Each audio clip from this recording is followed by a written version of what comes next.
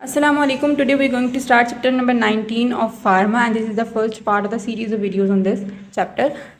सबसे पहले यहाँ पे जो क्लासिफिकेशन लिखी हुई है कि नाइट्रिक ऑक्साइड हमारी बॉडी के अंदर जो है एंडोजीनियसली भी प्रोड्यूस होती है एज वेल एज ये जो है ना अगर किसी कंडीशन के अंदर एक्सोजीनियसली भी हमें लेनी पड़ती है। जैसे कि एंजाइना की कंडीशन है तो वहाँ पे नाइट्रिक ऑक्साइड के लिए जो है ये नाइट्रिक ऑक्साइड हम यूज़ करते हैं। ऐसे ज़बान के नीचे जो है वो टैबलेट होती है उसको रखते हैं जिससे जो है नाइट्रिक ऑक्साइड प्रोड्यूस होती है फ़ौरन ब्लड के अंदर जाती है तो इसका इंस्टेंट इफेक्ट हमें नज़र आता है। तो एक्सोजीनियसली भी होती है एंडोजीनियसली भी होती है। अच्छा पहले जो है जो एंडोजीनियसली प्रोड्यूस होती है तो उसको सिंथेसाइज कराने के लिए कोई एंजाइम होगा, ठीक है, और उस एंजाइम का नाम है NOS, ठीक है, नाइट्रिक ऑक्साइड सिंथेज। अब यहाँ पे उन्होंने बताया कि उस एंजाइम को एक्टिवेट करने वाली भी कोई चीज़ें हैं और उसको इनहिबिट करने वाली भी कोई चीज़ें हैं, ठीक है, तभी तो इसका बैलेंस जो है बॉडी के अंदर इसकी प्रोडक्शन का बैलेंस रेगुलेट होता है। तो उसके एक्टिवेटर है हमारे पास एसिटाइलकोलिन, हिस्टामिन, इसके अलावा यहाँ पे भी कुछ लिखे हैं आप देख सकते हैं, ब्रेडिकाइनिन, हाइड्रालाजीन, ठीक है। तो आपने ये याद रखना है कि चार हमारे पास हो गए एसिटाइलकोलिन, हिस्टामिन, ब्रेडिकाइनिन और हाइड्रालाजाइन, ये चार इसके एक्टिवेटर्स हैं। और कुछ इसके इनहिबिटर्स होते हैं जिसमें क्या आ जाता है हमारे पास हीमोग्लोबिन, हीम, और एक और भी लिखा हुआ है उसको हम बोलते हैं NMMA, जिसकी अब ये किसकी एब्रीविएशन है NG मोनोमिथाइल एल आर्जिनिन, ठीक है, ये यहाँ पे लिखी हुई है NG मोनोमिथाइल एल आर्जिनिन जिसे हम बोलते हैं NMMA, ये भी इसका इनहिबिटर होते हैं। अच्छा अब ये चीज़ तो हमारी होगी, उसके बाद आ जाते हैं जो एक्सोजीनियसली है। तो एक्सोजीनियसली या तो कोई स्पेसिफिक डोनर होगा जैसे कि मैंने बोला था टैबलेट के फॉर्म में या किसी भी पुड़िया के फॉर्म में, उस फॉर्म में मिल जाएगी तो उसे हम बोलते हैं nitric oxide donor. Nitric oxide donor की यहाँ पे डेफिनेशन भी लिखी हुई है, ठीक है, a molecule from which nitric oxide can be released, उसको हम बोलते हैं नाइट्रिक ऑक्साइड डोनर। अब इसमें कौन आ जाता है, आर्जिनिन, नाइट्रोक्लोसाइड और नाइट्रोग्लाइसिन, सही है।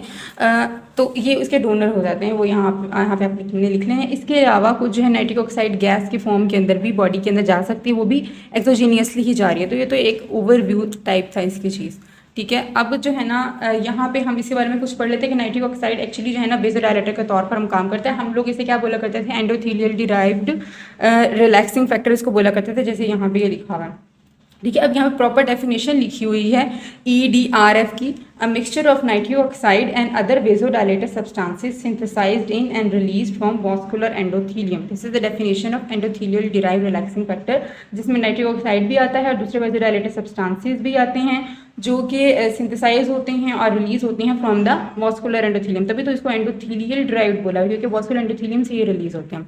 अच्छा ये बात होगी यहाँ पे। उसके बाद जो है ना ये पोटेंट वेज़ोडाइलेटर हैं और ऑटोकाइड के तौर पर ये काम कर रहा होता है। ऑटोकाइड का मतलब होता है कि ये जो है ना शॉर्ट एक्टिंग हार्मोन्स होते हैं, यानी कि थोड़े टाइम के लिए हार्मोन के तौर पर भी काम करते हैं, उसको हम ऑटोकाइड बोलते होते हैं। और ये पैराक्राइन वेज़ोडाइलेशन कराता है, ठीक है। थोड़ी बहुत ऐसी चीज़ें हैं जो यहाँ पे लिखी हुई मैं आपको बता रही हूँ। अच्छा उसके बाद हमने जो है ना चैप्टर में कैसे देखना है, पहले हम एंडोजीनियस वाला का देखेंगे, उसके बाद फिर हम एक्सोजीनियस वाला का देखेंगे। पहले एंडोजीनियस देख लेते हैं। तो यहाँ पे क्या है कि इसको सिंथेसाइज करने के लिए कौन सा एंजाइम है, नाइट्रिक ऑक्साइड सिंथेज, वो मैं आपको ऑलरेडी बता चुकी हूँ, ठीक है। यहाँ पे हम जो है ना एक दफ़ा ये डायग्राम देख लेते हैं। डायग्राम में इन्होंने क्या बताया हुआ, शायद नज़र नहीं आ रहा आपको, चलो अब जो है ना कैसे होता है, ये हमारे पास क्या आ रही है, आर्जिनिन, ठीक है। हमने बोला था कि ये आर्जिनिन जो है ना ये उसके तौर पर काम करते हैं नाइट्रिक ऑक्साइड डोनर के तौर पर। तो नाइट्रिक ऑक्साइड क्या होती है, जब नाइट्रिक ऑक्साइड सिंथेज इसके ऊपर एक्ट करता है तो कन्वर्ट हो जाती है सिट्रोलिन के अंदर और नाइट्रिक ऑक्साइड के अंदर। उसके बाद ये अलग बात है कि इसमें जो नाइट्रेट और नाइट्रोक्लोसाइड से भी ये बन रहा होता है और फिर ये नाइट्रिक ऑक्साइड क्या करते हैं, नाइट्रिफिकेशन, नाइट्रोसाइलेशन, ये बात की बात है, ठीक है। बहरहाल जो है ना आर्जिनिन से भी सिंथेसाइज होता है नाइट्रेट, नाइट्रोक्लोसाइड और नाइट्राइट से भी प्रोड्यूस होता है। अच्छा अब ये जो नाइट्रिक ऑक्साइड आ गया ये किस मैकेनिज्म के थ्रू काम करता है, ये CGMP के थ्रू काम करता है। ये ग्वानाराइल साइक्लेज को एक्टिवेट करेगा जो फिर एक्टिवेटेड फॉर्म के अंदर आ जाएगा और फिर वो GTP को कन्वर्ट करेगा CGMP के अंदर। और ये जो है ना फिर वो अब कैसे काम करता है, इसने स्मूथ मसल्स की रिलैक्सेशन करानी होती है, इसने इन्फ्लेमेशन करानी होती है, न्यूरोट्रांसमीटर के तौर पर काम करता है। ये रिलैक्सेशन किस तरह से कराता है, ये डिग्रेडेशन करा देता है माइसिन लाइट चेन की, जिसकी वजह से फिर क्या हो जाता है, वेज़ोडाइलेशन, अभी डिग्रेडेशन क्या कहते हैं, स्मूथ मसल की रिलैक्सेशन हो जाती है। यार अब हम ये तो जनरल ऊपर से बात बता रही थी, हम असल में यहाँ पर थे, ठीक है। अब यहाँ पे क्या है, ये यहाँ पे इसका वही मैकेनिज्म ऑफ एक्शन थोड़ा आपका देख लेना किस तरह से काम करता है। तो यहाँ पे उन्होंने बोला हुआ है these cytoplasmic enzymes are activated by calcium influx और बाय साइटोकाइन। तो इनकी एक्टिवेशन किस तरह से होती है, यानी कि जो भी चीज़ है जिसको एक्टिवेट करा रही है, जिसको हम एक्टिवेटर बोल रहे हैं, इसका हमने ये जो सारे एक्टिवेटर इसके बोले थे, तो कह रहे हैं कि वो एक्टिवेट किस तरह से करते हैं, कैल्शियम के इन्फ्लक्स या यानी कि साइटोकाइन से करेंगे, कैल्शियम का इन्फ्लक्स होगा जिसकी वजह से ये काम करेंगे। अब यहाँ पे आर्जिनिन जो है प्राइमरी सब्सटेंस है जिसके ऊपर NO एक्ट करते हैं और एसिटिलीन नाइट्रिक ऑक्साइड में कन्वर्ट करा देता है। इसकी 3 आइसोफॉर्म्स होती हैं। एक को हम बोलते हैं कॉन्स्टिट्यूटिव जो कि है टाइप 1, आप यहाँ पे देख सकते हैं आराम से, कॉन्स्टिट्यूटिव टाइप 1 है। इंड्यूसिबल जो है वो टाइप 2 है, और जो एंडोथीलियल है this is the third isoform of this enzyme जो कि क्या है हमारा नाइट्रिक ऑक्साइड सिंथेज। अच्छा, अब यहाँ पे ये भी देखना है, MCQ के लिए बात इंपॉर्टेंट है कि ये जो है ये जो नंबर 1 वाली इसकी फॉर्म है, सेकंड वाली है, 2 वाली है, 3 वाली है, वो किस किस सेल्स से ये प्रोड्यूस होती हैं, कहाँ कहाँ मौजूद होती है। जो कॉन्स्टिट्यूटिव वाली है ना वो प्रेजेंट होती है एपिथीलियम और न्यूरोनल सेल्स के अंदर। जो सेकेंड वाली है वो macrophages and smooth muscle cells के अंदर। सेकेंड वाली कौन सी थी हमारे पास, इंड्यूसिबल, ठीक है। और जो थर्ड वाली एंडोथीलियम है वो कहाँ से प्रोड्यूस होती है, एंडोथीलियल सेल से, ठीक है। तो ये आपने लाजमी याद रखना है कि जो फर्स्ट वाली कॉन्स्टिट्यूटिव है एपिथीलियम और न्यूरोनल से, सेकेंड वाली जो इंड्यूसिबल है वो macrophages and smooth muscles, and third वाली which is endothelium found in the endothelial cells as its name indicate. उसके बाद वही यहाँ पे इसके NOS के इनहिबिटर लिखे जो मैं पहले आपको बता चुकी थी कि हीम होता है, हीमोग्लोबिन होता है, और NG मोनोमिथाइल L-आर्जिनिन होता है। अब यहाँ पे कह रहे हैं कुछ कंडीशन जैसे कि इस्कीमिया वाले के अंदर होता है, तो यहाँ पे क्या होता है कि नाइट्रिक ऑक्साइड एंडोजीनियसली भी जो है ना वो प्रोड्यूस होना शुरू हो जाती है नाइट्राइट आयन से। अब लेकिन जो है ना सेल इसको स्टोर नहीं कर पा रहे होते, तो वो कंडीशन बता रहे हैं कि इस्कीमिया में अगर इस तरह से हो जाए और सेल जो है ना उसको स्टोर नहीं कर पा रहे होते बॉडी टेम्परेचर, क्योंकि वो गैस होती है तो डिफ्यूज़ हो जाती है अपनी सिंथेसिस वाली साइड से दूसरे सराउंडिंग टिश्यू में, और ये पैराक्राइन अपना फंक्शन कराती है और वहाँ पर वेज़ोडाइलेशन वगैरह करा देती है। अच्छा, उसके बाद ये जो है ना उसके एक्टिवेटर लिखे हुए कौन कौन एक्टिवेट करता है, जिसमें मस्करीनिक एगोनिस्ट आ जाते हैं, हिस्टामिन आ जाते हैं, कुछ दूसरे वेज़ोडाइलेटर जैसे ब्रेडिकालिन और हाइड्रोलाजिन। अच्छा, ये वाला हमारा पेज हो गया है। उसके बाद जी हम नेक्स्ट की तरफ आते हैं।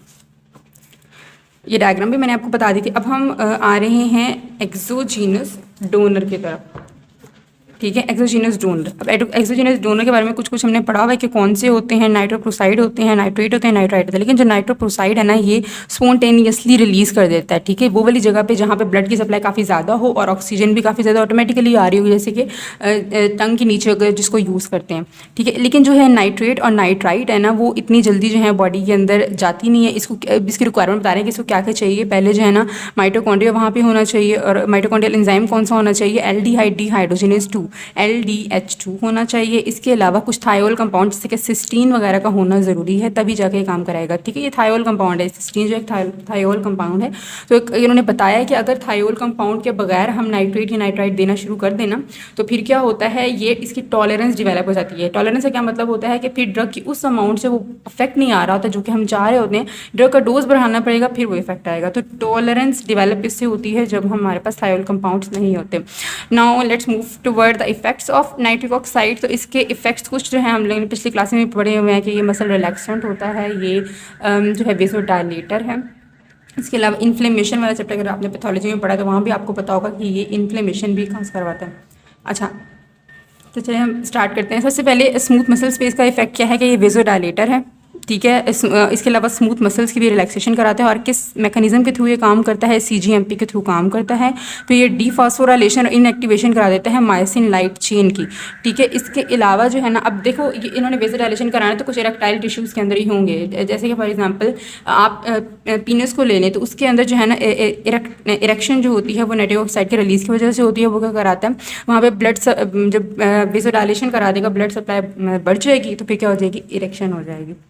अच्छा, ये तो हमारा है फिजियोलॉजिकल रिस्पॉन्स, यानी कि ये फिजियोलॉजी से ये अब नॉर्मल नहीं है, लेकिन पैथोफिजियोलॉजिकली भी ये जो है ना ये हाइपोटेंशन करवा देता है, ठीक है। क्योंकि देखो जब ब्लड वेसल्स डायलेट हो जाएंगी तो ब्लड फ्लो जो है वो क्या हो जाएगा, यानी कि वो जो ब्लड प्रेशर जो होगा वो क्या होगा, कम हो जाएगा, जिसको हम क्या बोलते हैं, हाइपोटेंशन। तो एक फिजियोलॉजिकल कंडीशन और एक पैथोफिजियोलॉजिकल कंडीशन, ये इसके हिसाब से आपने मसल में देख लेना है। उसके बाद सेल एडहियन में होते हैं, आपको पता है कि पैथोलॉजी में आपने देखा होगा कि कुछ हमारे पास एडहियन मोलिक्यूल्स होते हैं, जैसे कि सिलेक्टिन हो गए, इंटेग्रिन हो गए, आईजीई हो गया, ठीक है, सिलेक्टिन, इंटेग्रिन और आईजीई। तो वो जो होते हैं ना, जब इन्फ्लेमेशन होनी होती है ना, तो उस टाइम पे वो जो एडहियन मोलिक्यूल्स होते हैं वो उनको अटैच करवाया जाता है endothelium of the blood vessel के ऊपर। लेकिन इनका क्या काम होता है, ये जो हमारे पास नाइट्रिक ऑक्साइड है, ये इन एडहियन मोलिक्यूल्स की एक्सप्रेशन को रोक देते हैं, जिस जीन के थ्रू उन्होंने उस टाइम पे एक्सप्रेस होना था वो उसको रिड्यूस कर देते हैं उनके एक्सप्रेशन को, जिसकी वजह से सेल एडहियन नहीं हो पाते। तो चलिए यहाँ पे भी हम देख लेते हैं। तो अब सेल एडहियन किस एडहियन नहीं हो पाएगी, यानी कि जो भी उसके अंदर ब्लड वेसल ल्यूकोसाइड्स वगैरह जा रहे थे या प्लेटलेट्स वगैरह जा रहे थे या न्यूट्रोफिल्स जा रहे थे, ल्यूकोसाइड में आ जाते हैं न्यूट्रोफिल्स, तो उनकी एडहियन को रोक देते हैं। तो चलो हम पढ़ लेते हैं यहाँ पे, nitric oxide has effect on sale एडहियन। अब इफेक्ट क्या है, नेगेटिव इफेक्ट है, एडहियन नहीं कराता। That result in reduce platelet aggregation and reduce neutrophil adhesion to the vascular endothelium, ठीक है। अब लेटर इफेक्ट वो ये कह रहे हैं कि ये जो वास्कुलर एंडोथीलियम पे न्यूट्रोफिल की एडहियन नहीं हो रही, वो किस वजह से होता है कि reduce expression of adhesion molecule, for example integrin by endothelial cell, ठीक है। Hope it's clear now. अब हम देखते हैं इन्फ्लेमेशन की तरफ। इन्फ्लेमेशन पे इसका इफेक्ट होता है कि इन्फ्लेमेशन करवाता है। अब कैसे करवाता है, ये एक्चुअली जो साइक्लो ऑक्सीजनेज 2 एंजाइम है ना, उसको स्टिमुलेट करता है, जिसकी वजह से प्रोस्टाग्लैंडिन की सिंथेसिस इंक्रीज हो जाती है। अब आपको पता है कि प्रोस्टाग्लैंडिन जो है इन्फ्लेमेशन में इसका बड़ा इंपॉर्टेंट रोल है। इसने फीवर भी कराई है, क्योंकि सिस्टेमिक इफेक्ट ऑफ इन्फ्लेमेशन होते हैं, इसने वो भी कराने होते हैं। तो ये क्या कराता है, इन्फ्लेमेशन करवाता है, इन्फ्लेमेशन करवाता है और एडहियन को रोकता है। अच्छा, उसके बाद आ जाते हैं दूसरे इफेक्ट की तरफ। तो आपको पता है कि नाइट्रिक ऑक्साइड जो है ना, वो न्यूरोट्रांसमीटर के तौर पर भी काम कर रहा होता है, शॉर्ट एक्टिंग न्यूरोट्रांसमीटर, आपने सेकेंड ईयर फिजियोलॉजी के अंदर देखा होगा। अच्छा, उसके बाद इसके अलावा जो है ना, अपोप्टोसिस वगैरह जो आप देखेंगे तो वहाँ पे अपोप्टोसिस और सेल डेथ के अंदर भी इन्वॉल्व होता है। इसके अलावा हमारी इम्यूनिटी के अंदर भी, यानी कि कौन सी immunity, host reaction to the parasite के अंदर भी इन्वॉल्व होता है। अच्छा, होपफुली आपको नज़र आ रहा होगा। अच्छा चलें, ठीक है। अब वो कह रहे हैं कि अगर इसकी एक्सेसिव कंसंट्रेशन हो जाए ना, तो भी इसकी क्या काम ख़राब करता है कि हीमोग्लोबिन को किसमें कन्वर्ट करा देता है, मेट हीमोग्लोबिन के अंदर। ऑक्सीजन को कैरी कर नहीं पाता, जिसकी वजह से क्या हो जाता है, हाइपोक्सिया हो जाता है, ठीक है। अच्छा, आई थिंक ये वीडियो काफ़ी बड़ी हो गई है, तो नेक्स्ट वीडियो में बाकी पार्ट कर लेते हैं।